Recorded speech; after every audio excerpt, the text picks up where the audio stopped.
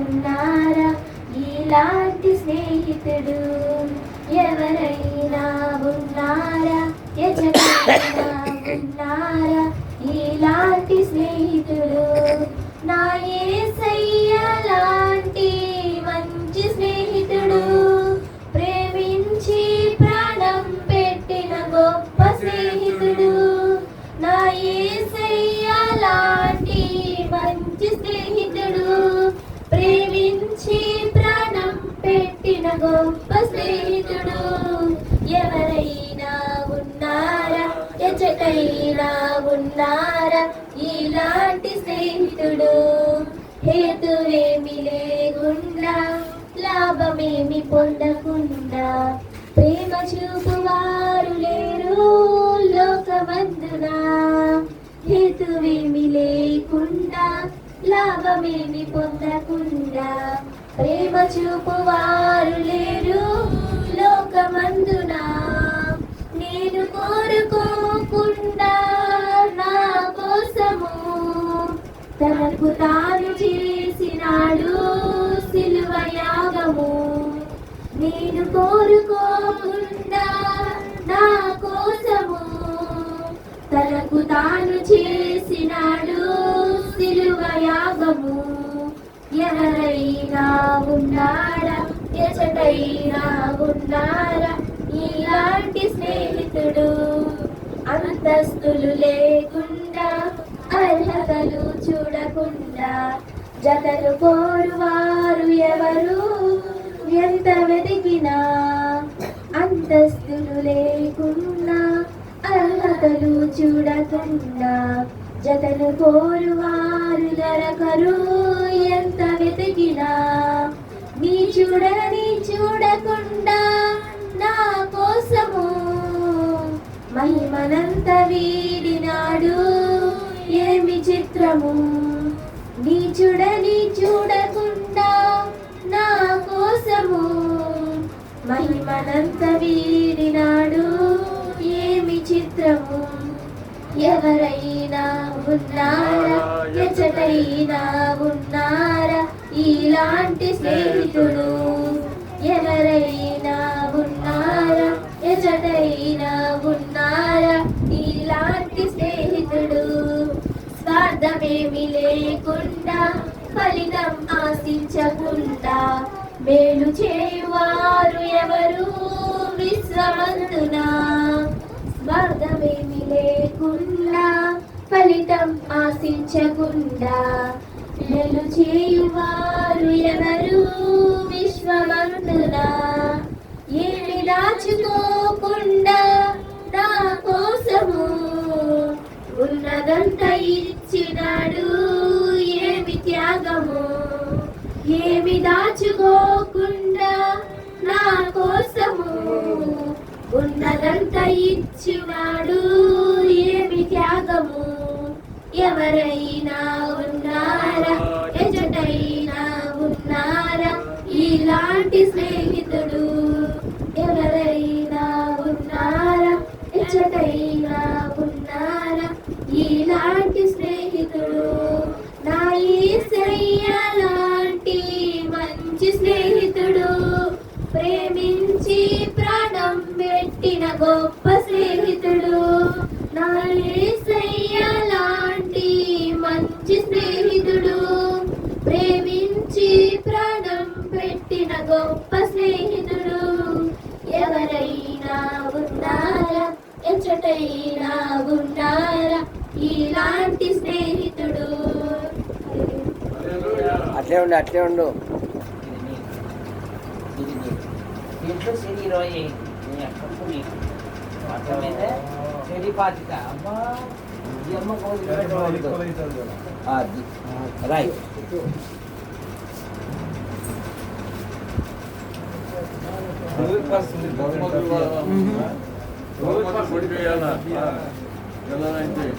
Stop పెట్టినావా?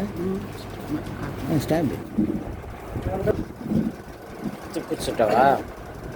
కదిలి సమయంలో మన దేవుని వాక్యమును ధ్యానం చేసుకుంటా చాలా మంచిది. రోమా పత్రికలో 4వ అధ్యాయము లేకపోతే ఇటుకెళ్ళి నువ్వు ఇటు రోమా పత్రిక 4వ అధ్యాయం. ఒక్క నిమిషం. నువ్వు అట్లే కూర్చో. 4వ అధ్యాయము 25వ వచనం. ఆయన మన అపరాధముల నిమిత్తము అప్పగింపబడి మనము నీతిమంతులుగా తీర్చబడుటకై లేపబడెను. చూడండి, ఆయన మన అపరాధముల నిమిత్తం అప్పగింపబడి మనము నీతిమంతులముగా తీర్చబడుటకై లేపబడెను. 2 విషయాలు ఇక్కడ దేవుడు మన కొరకై వ్రాయించాడు. ఏంటంటే బాగా గమనించితే కానీ ఈ పాఠం అర్థం చాలా అవసరమైన పాఠం. ఎందుకంటే అపరాధములు చేసిన వారు నీతిమంతులుగా తీర్చబడతారు. ఈ పాఠం ఏంటంటే అపరాధములు చేసిన వారు నీతిమంతులుగా తీర్చబడతారు. యేసు క్రీస్తు ప్రభువు పరలోకము నుండి ఈ భూలోకములోనికి దేవుడై ఉండి మానవునిగా జన్మించుటకు ఇష్టపడి ఆ పరలోకము చాలా గొప్పది. 12 గుమ్మాలు ఉంటాయి.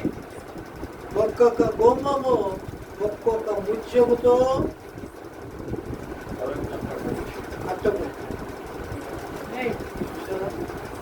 మరి అలాంటి ముత్యాలలో గుండా వెళ్ళినటువంటి లోపల ఎలా ఉంటుంది?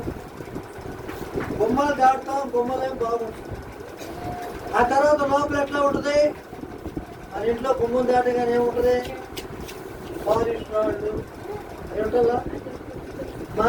మన ఇల్లు ఎట్లా ఉంటే దేవుడు దేవుడి ఇంట్లో ఎట్లా ఉంటుంది? అది దేవుడు నిర్మాణం చేస్తుంది ఇల్లు. అవి ఆ పట్టణము చాలా గొప్ప పట్టణం. అందులో ఎవరుంటారంటే నీతిమంతులు ఉంటారు.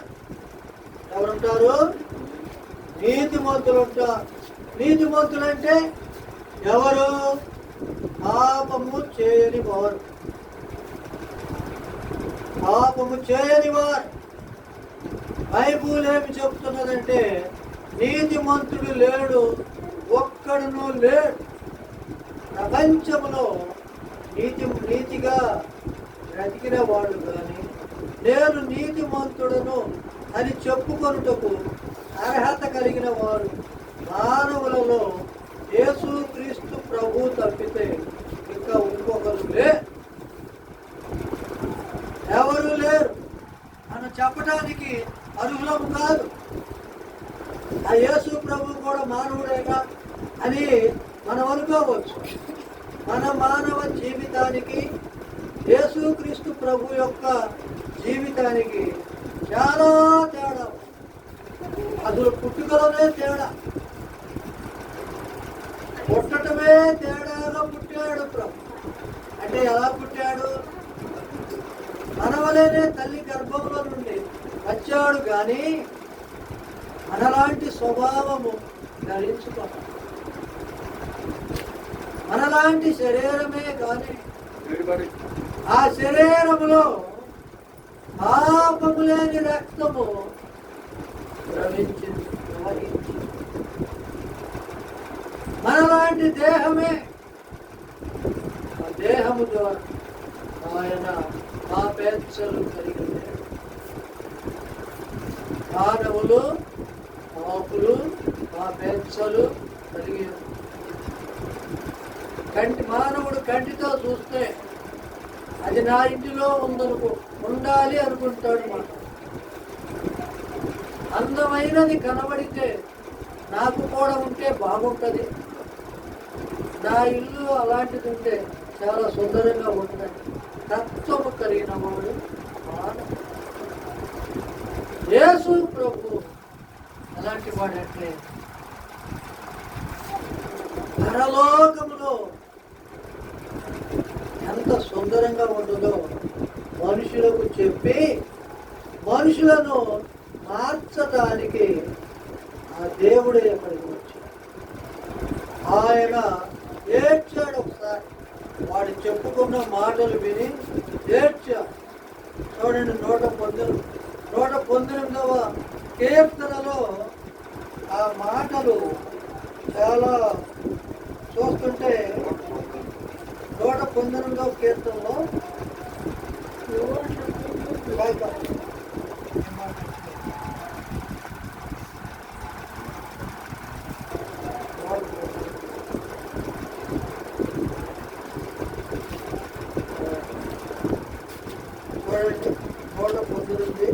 136వ వచనం ఏముందంటే, జనులు ఈ ధర్మశాస్త్రమును అనుసరింపకపోయినను నా కన్నులు ఏరులై పారుచున్నది. చూసారా, యేసు ప్రభు 30 సంవత్సరాలు తల్లిదండ్రుల మాట విని వాళ్ళ తండ్రి గారు మరి చక్ర పనులు చేసేవాడు, అంటే కార్పెంటర్. విరిగిపోయిన కుర్చీలు, విరిగిపోయిన బల్లలు, విరిగిపోయినటువంటి నాగళ్ళు, మనుషులకు కావలసిన వస్తువులు విరిగిపోతే చేసిస్తూ ఉంటారు. ఈ ప్రభువు కూడా వాళ్ళ నాన్నగారికి మరి సహాయపడతా ఉంటారు. క్రొత్త బల్లలు, క్రొత్త ఫర్నిచర్ అంతా కూడా చేయటం వాళ్ళ నాన్నగారు చేస్తూ ఉంటారు. విరిగిపోయినాయే కాదు, క్రొత్తవి కూడా చేస్తారు.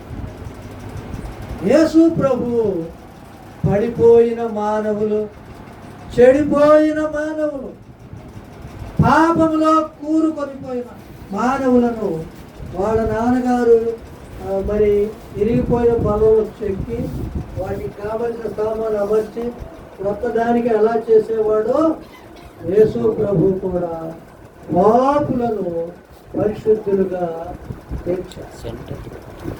పవిత్రులుగా పరిశుద్ధులుగా తీర్చడానికి యేసు ప్రభు ఈ లోకంలో అక్కడకు వచ్చిన వాళ్ళందరూ కూడా దేవుని అంటే గౌరవం లేకుండా, దేవుడంటే ఇష్టం లేకుండా, దేవుని మాటలు లెక్క చేయకుండా అపహాస్యపు మాటలు మాట్లాడుకుంటుంటే ఆ మాటలు విని యేసు ప్రభు ఏడ్చడం. యేసు ప్రభు ఏమన్నాడు ఇక్కడ? నా కన్నులు ఏరులు. ఎందుకు?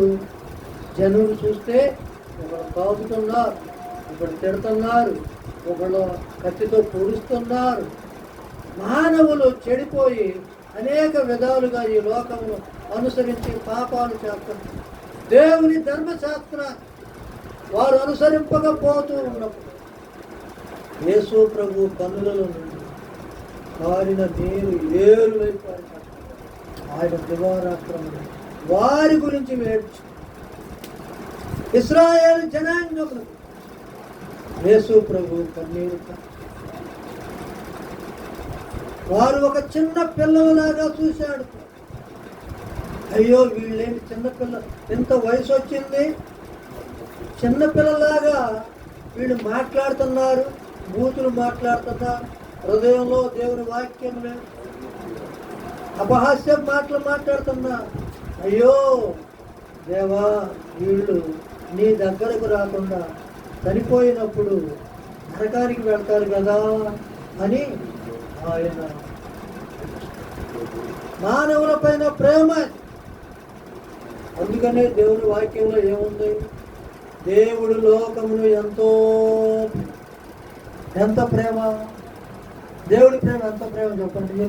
ఎన్ని కిలోలు అయిందండి? ఎన్ని కిలోలు? దేవుని ప్రేమను కొలిచే కొలబద్ద, దేవుని ప్రేమను చూచే ఆ తూకముల యొక్క రాళ్ళు ఈ భూలోకంలో లేనే లేవు. ఈ భూలోకంలో లేవు. ఈ భూలోకం అంతా ఒక పక్కన పెట్టి దేవుని ప్రేమను ఒక పక్కన ఆ తక్కిట్లో పెడితే దేవుని ప్రేమనే కదా. ఈ భూలోకంలో ఉన్న మట్టి అంతా కూడా దేవుని ప్రేమకు ఒక ఎర్ర సేవంతా కూడా పంచు.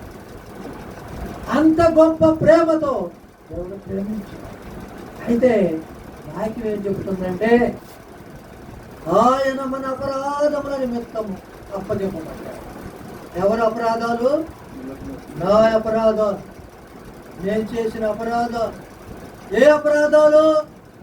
నా కన్నుతో చూసి కావలిని కోరి, నా కాళ్ళతో నడిచి వెళ్ళి, నా చేతులతో దొంగతనాలు చేసిన అపరాధం. నా మనసుతో ఇతరుల ఎడల నా మనసులో చేసినటువంటి అపరాధం. నా హృదయంలో ఇతరుల గురించి వాళ్ళకి వీళ్ళకి చెప్పి వాళ్ళకి మరి అబద్ధాలు చెప్పినట్టు నా హృదయంలో నుండి వచ్చిన అపరాధం. చూడండి, నా చెవులతో వినిన అపరాధం, నా నోటితో చెప్పిన దొంగ మాట, నేను చేసిన ప్రతి మన అవయవాలు, నా అవయవములు చేసిన ప్రతి అపరాధం కొరకై దేవుడు అందరి అపరాధములను ఆయన మన కాళ్ళు చూడండి, మన కాళ్ళు ఎవరైనా కానీ నేను మరి చెప్తా 1000 రూపాయలు వస్తాను. ఒక ప్రశ్న ఏంటంటే చాలా సులువైంది కానీ చాలా కష్టమైంది. సులువైంది ఎవరైనా కానీ ఇప్పటి వరకు మీ యొక్క మన జీవితంలో, మీ యొక్క జీవితంలో నేను ఇన్ని కిలోమీటర్లు నడిచాను నాకు చిన్నప్పటి నుంచి చెప్పగలను.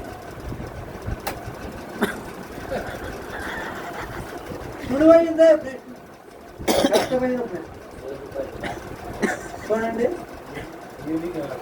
మన జీవితంలో మనం దేవుని దగ్గరకు పోయేటప్పటికి మన యొక్క దేహము మట్టిలో పెట్టబడే వరకు మన యొక్క పాదాలు ఎన్ని కిలోమీటర్లు నడుస్తాయో మనకు గుర్తుండదు. ఏ స్థలాల్లో తిరుగుతాం మనకు గుర్తుండదు. ఏ చీకట్లో ఎక్కడున్నా మనకు గుర్తుండదు. ఏ రోజున ఏం తిన్నామో మనకు గుర్తుండదు. ఎలా చేసామో మనకు గుర్తుండదు. సరే, అవన్నీ విడిచిపెట్టండి. ఇప్పటికి నువ్వు ఎన్నిసార్లు నీ యొక్క తల దువ్వుకున్నాడో చెప్పు. సుమారుగా ఎవరికైనా గుర్తుంటారా? సరే, అది వదిలిపెడతా. నీ ఎంటికలో ఎప్పుడు ఎన్ని రానియో గుర్తుందా?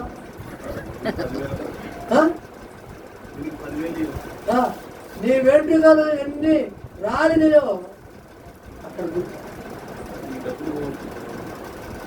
ప్రభు ఏమని చెప్పాడంటే నీ తల వెంట్రుకలు లెక్కింపబడినాయి.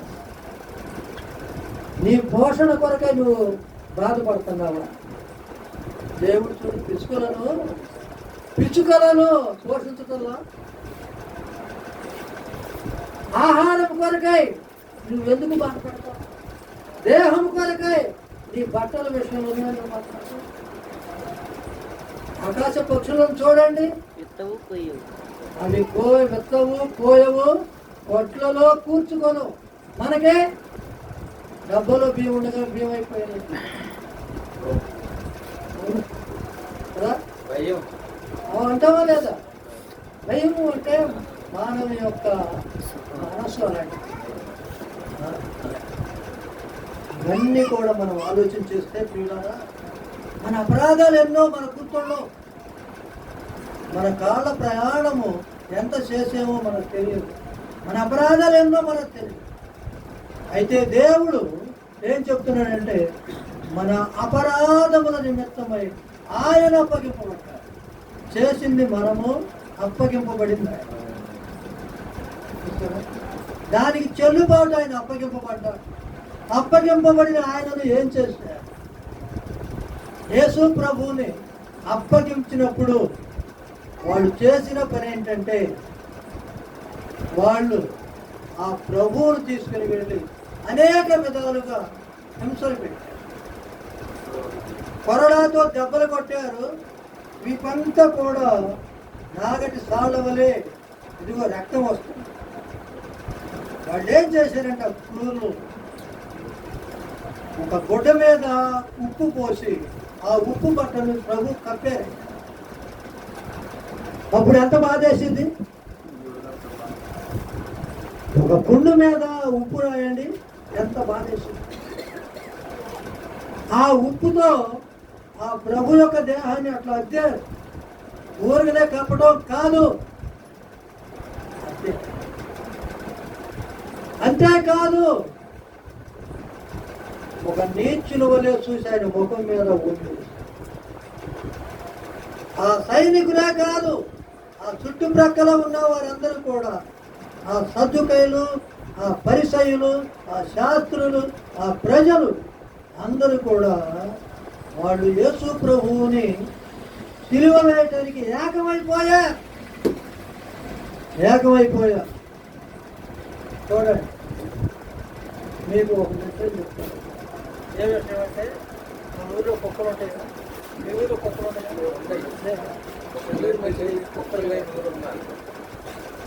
కుక్కలకి కొన్ని సరిహద్దులు ఉంటాయి. వేరే కుక్క వస్తే అది రాని, అది సరివేసింది. నాది ఎక్కడ తింటుందో ఇదని చెప్పని ఆ కుక్క ఆ సరిహద్దుని చక్కగా కాపాడు. మనుషులు కొనదా తెలుసు, మనుషులు కొనవు. ఆ కొత్త కుక్కను తరవడానికి వేరే కుక్కలు కూడా వస్తాయి. అది పిలిచింది, రండి బోర్డులతో దాటలేదు. కానీ వేరే కుక్కలు వస్తాయి. యేసు ప్రభు వాళ్ళకి మాటలంటే, పనులంటే ఒకడికొకడు గిట్టదు. ఎవరెవరికి? సద్దుకైలకి, పరిసయులకి. పరిసయులు సద్దుకైలు ఒకే జాతి, కానీ మాటల్లో తేడా వచ్చిందే. వీళ్ళు కొంచెం జ్ఞానం కలిగి ఉంటారు. సద్దుకైలేమో పునరుత్థానం లేదు, వీళ్ళ పునరుత్థానం ఉందని చెప్తారు. పరిసయ వాళ్ళు కొంత ధర్మశాస్త్రం. అయితే వాళ్ళు ఏమంటారంటే ప్రజలు పామరులు అంటారు. ప్రజలకేమో తెలియదు అంటారు. అయితే యేసు ప్రభు యొక్క సిలువ దగ్గరకు వచ్చేసరికి అందరూ ఏకమై ఈయనను సిలువై ఏ పిలాతు ఎన్నిసార్లు చెప్పాలి నేను, నువ్వు సిలువై మగినొద్దు అరిచారు. పిలాతు భార్య ఒక సీటు పంపింది ఆయనకి, ఆ నీతి మంత్రులతో వెళ్ళబోతున్నాయా. వెళితే మన ఇంటికి ముప్పు వచ్చింది, మన చాలా ఇబ్బందులు వస్తాయి, మనకు చాలా ప్రమాదాలు వస్తాయనే భయంతో ఆమె యేసుక్రీస్తు ప్రభువుని తొలగించాలని భర్త గారికి దండరా. ఈ ప్రజలందరూ కలిసి ఆయనను ఒత్తిడి పెట్టినప్పుడు ఆయన ఏం చేశాడంటే నటించాడు. ఒక అధికారి తన యొక్క ఉద్యోగం పోయిద్దని ఆ యొక్క పిలాతు, ఆ రోమా పట్టణంలో ఉన్నటువంటి అప్పటి పిలాతు ప్రజలకు భయపడి, మీ ఇష్టం చేసుకోండి, నేనైతే నిర్దోషిని కొంచెం నీళ్లు తెప్పించి చేతులు కడుకుని చూసుకున్నాడు. కానీ ఆ పిలాతు కూడా తరువాత యేసు ప్రభువుని సిలువేసిన తర్వాత ఆయన కూడా ఆత్మహత్య చేసుకున్నాడు. ఇప్పుడు కూడా సరిగా అతని జీవితం కూడా సరిగా చూడండి. అలాంటి వారి కొరకై యేసు ప్రభు ఏం చేశాడు? అపరాధముల నిమిత్తమై మన అపరాధముల కొరకై అప్పగింపబడ్డాడు. రెండవది ఏంటంటే మనము నీతిమంతులముగా తీర్చబడుటకై అప్పగింపబడ్డాడు. అనేకమైన శ్రమలు పొందాడు, అనేకమైన దెబ్బలు తిన్నాడు, అనేకముగా భరించాడు. వాడు సిలువ వేశారు. ఆ రోజున సిలువ వేసిన రోజు ఆ బరబ్బా అనుకున్నాడు, ఈ రోజుతో నా జీవితం అంతమవుతుంది, ఇన్ని నాడు నా పోరాటం అంతా కూడా ఆగిపోతుంది అనుకున్నాడు. అతని పోరాటం ఏంటంటే, మా జాతి యూదు జాతి ఈ యొక్క రోమియుల క్రింద ఎంతకాలం ఉండాలి, ఈ రోమియులందరూ కూడా అంతం చేసి మా రాజ్యాన్ని స్థాపించాలి అని అతను కంకణం కట్టుకుని యూదులను కొంత చెలరేగి ఆయన అనేక రోమా ప్రభుత్వం వారికి ఎదురు తిరిగి అనేకమైన చెడ్డ పనులు చేసినవాడు. ఒక బందిపోటు దొంగగా మార్చబడినవాడు. ఎవరు? బరబ్బ. ఆ బరబ్బ ఈ రాత్రితో నాకు ఆఖరి అవుతుంది. తెల్లవారి నేను ఉరిశిక్ష పొందాలని ఆయన అనుకుంటున్న సమయంలో తారుమారైపోయింది. బరబ్బా ఏమో విడుదల చేయబడ్డాడు. ప్రభు అయిన యేసుక్రీస్తు వారేమో ఆ బరబ్బ యొక్క స్థానంలోకి వెళ్ళాడు. చూడండి, ఆ బరబ్బ యొక్క అపరాధముల నిమిత్తమై కూడా ఆ యేసు ప్రభు ఆయన అప్పగించాడు. అది ఎంత ఆ బరబ్బ నేనెంతో బాధపడ్డాను. నా శిక్ష తప్పించాడు. నాకు రావలసిన మరణాన్ని ఆయన పొందాడని ఆయన చెప్పినప్పుడు ఆయన ఏం చెప్పాడంటే, అసలు సిలువ వేసినప్పుడు 1 గంటలో చనిపోయేటట్లు వాడు సిలువ మీద ఉన్న వారిని ఎవరిని కూడా అసలు వాళ్ళు పడతారు కానీ చనిపోయేటట్లు కొట్టరు. కనీసం సిలువ వేసిన వాడు 2-3 దినాలు ఇంకా 4 దినాలు ఇట్లాగే ఉండి ఆ సిలువ మీద అక్కడ ఏమి ఆధారం లేకుండా అమ్మా అయ్యా అని మూలుగుతా ఎంతో మూలుగుతా చనిపోవటానికి 3-4 రోజులు కూడా ఉండేవాడు. అంత హింస పెడతా. అలాంటి క్రూరమైనటువంటి సిలువను మన ప్రభు మన అపరాధముల నిమిత్తమై అప్పగింపబడి సిలువ వేయ తరువాత ప్రభువుని సమాధిలో పెట్టారు. 3వ దినమున తిరిగి మన అపరాధముల నిమిత్తమై అప్పగింపబడ్డాడు. 2వదిగా మనము నీతిమంతులముగా తీర్చబడ్డటకై ఆయన ఏం చేశాడు? ఇగో లేపబడ్డాడు, లేచాడు. యేసు ప్రభు లేవకపోతే నేను నీతిమంతుడయ్యానని చెప్పటానికి మనకు రుజువు లేదు. మనకు రుజువు లేదు. యేసు ప్రభు రక్తం ద్వారా కొనబడిన ప్రతి ఒక్కరూ నేను నీతిమంతుడిగా తీర్చబడ్డానయ్యా అని మనం ఎదుటి మనిషి చెప్పినప్పుడు నువ్వు ఎట్లా తీర్చబడ్డావు అని ఆయన అడిగినప్పుడు, ఇదిగో నా ప్రభు నా కొరకై అప్పగింపబడ్డాడు. ఆయన అప్పగింపబడి భూమిలోనే లేడు. భూమిలో నుండి ఆ మరణమును గెలిచి పైకి లేచాడు.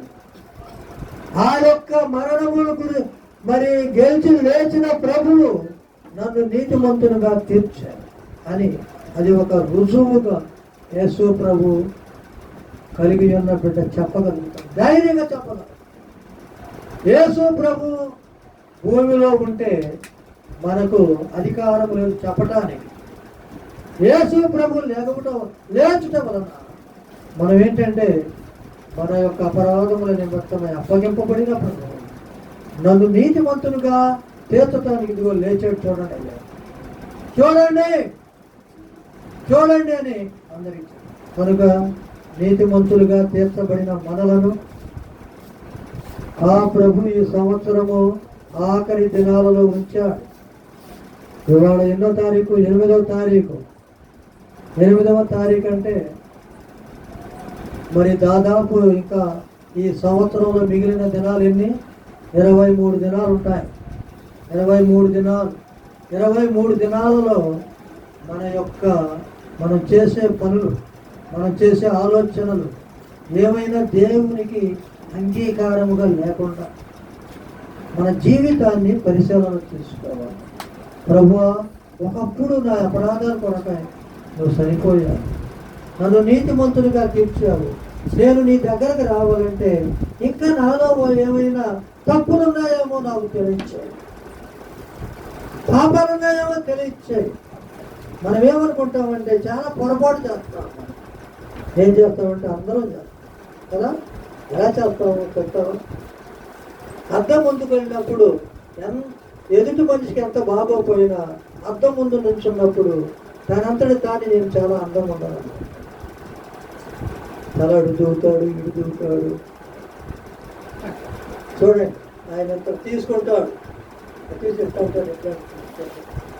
అందంగా ఉండటానికి చూడండి అలా చేస్తారు. ఎవరైనా చేస్తారు, అందరూ చేస్తారు. చూడండి, అయితే అలమా అదియా లేవనుకోకూడదు ఎవరు కూడా. అది స్వనీత అయిపోయి నేనేం పొరపాట్లు చేయట్లేదు అనుకోకూడదు. ఎదుటి మనుషులు చూడకూడదు. ఎప్పుడు కూడా ఆయన కంటే నేను మంచోడిని,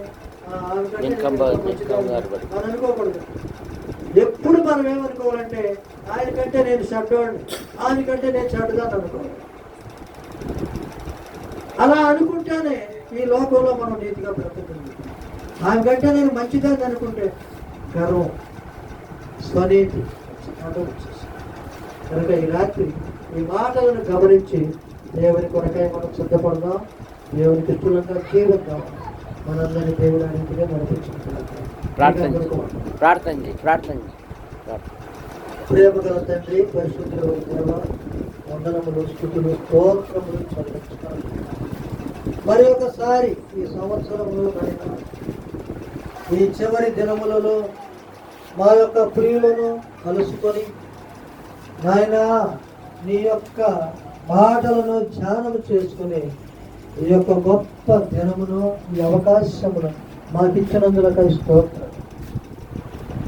మా నిమిత్తమై, మా అపరాధముల నిమిత్తమై అప్పగింపబడి మమ్మలను నీతిమంతులనుగా తీర్చుటకై మీరు లేపబడిన ఈ గొప్ప ఉద్దేశం కొరకై, నిరాకడ కొరకై మమ్మలను సిద్ధపరచండి. మాలో ఉన్న ప్రతి మలినమును తీసివేయండి. మాలో ఉన్న ప్రతి చెడ్డ వాటిని తీసివేయండి. మెట్టుకు మమ్మలను ప్రతి కీడు నుండి, అపాయం నుండి, ఆటంకం నుండి, ప్రతి ఒక్క చెడుగు నుండి దూరపరచండి. ప్రతి ప్రమాదం మీకు ఇష్టముగా మేము జీవించగలుగుతాము. మీరే మా చేతులను పట్టుకుని నడిపించి మీరే మా జీవితములను పరిపాలన చేయవలసినదిగా మీ చేతులకు మమ్మల్ని అప్పగించవచ్చు. మీరే మహిమ పొందుమని, చేరవచ్చిన ప్రతి ఒక్కరిని ఆశీర్వదించి దీవించి బలము, శక్తి, ఆరోగ్యమును దయచేసి మీరే మహిమ పొందుమని యేసు ప్రభు నామములో స్తుతించి ప్రార్థించి అడిగి వేడుకొనుచున్నాము తండ్రి. ఆమేన్.